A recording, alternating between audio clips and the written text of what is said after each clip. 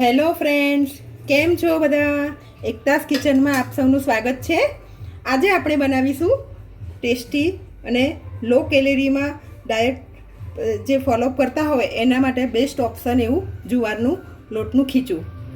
તો ચાલો આપણે એની રેસીપી જોઈ લઈએ. જુવારના લોટનું ખીચું બનાવવા માટે આપણે 2 કપ જુવારનો લોટ લીધો છે. જેટલો લોટ લીધો છે એટલું જ આપણે દહીં લેવાનું છે અને એટલું જ આપણે પાણી લેવાનું છે. એ માપ ખાસ ધ્યાન રાખવાનું. પછી આપણે એમાં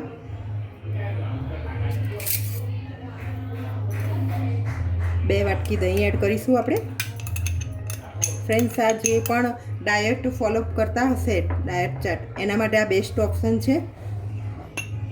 ખૂબ જ ટેસ્ટી અને પેટ ભરાઈ જાય આનાથી. અને જુવારનો લોટ પચવામાં એકદમ હલકો છે. આપણે એ જ બાઉલમાં પાણી લઈ લઈશું, એટલે બાઉલમાં જે દહીં છે તે પણ આપણે આમાં એડ થઈ જાય. આમાં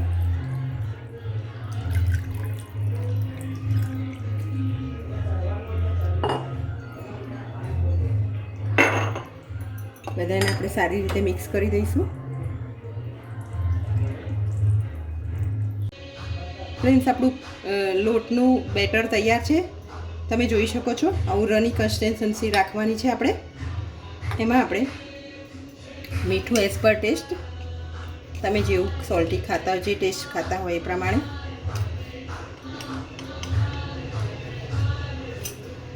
પછી આમાં ફુદીનાના પાનનો ખૂબ જ સરસ ટેસ્ટ આવે છે. હોય તો જરૂરથી નાખજો, નહીં તો સ્કીપ પણ કરી શકો છો.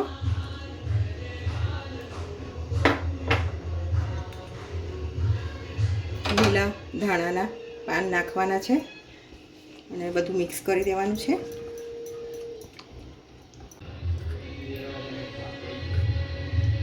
અડધી ચમચી હળદર નાખીશું અને બધું મિક્સ કરી દઈશું. હવે આપણે એક પેનમાં તેલ લઈશું, એમાં જીરું નાખીશું.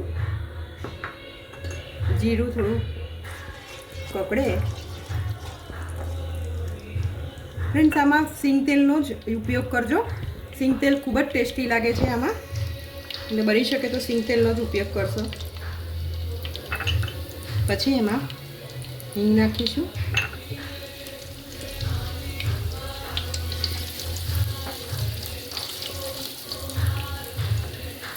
પછી તલ. આમાં તલનો બી ટેસ્ટ ખૂબ જ સરસ લાગે છે.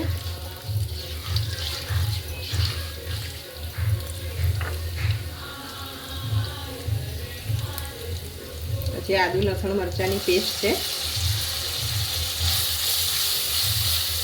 ફ્રેન્ડ્સ, તમે લસણ ના ખાતા હોય તો તમે સ્કીપ કરી શકો છો.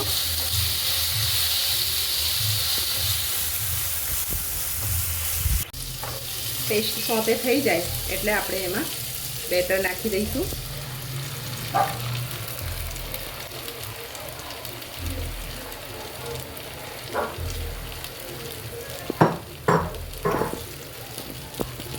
જે ડાયટ ફોલો કરતો એના માટે ખૂબ જ સરસ ઓપ્શન છે. તમે ઘરેથી ચોક્કસથી ટ્રાય કરજો ઘરે. અને ખૂબ જ ટેસ્ટી પણ લાગે છે અને પચવામાં એકદમ હલકું.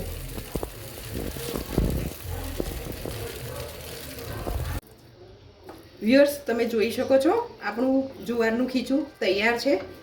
પેન લોટ છોડી દે એટલે આપણે સમજી જવાનું કે આ થઈ ગયું છે, ચડી ગયું છે.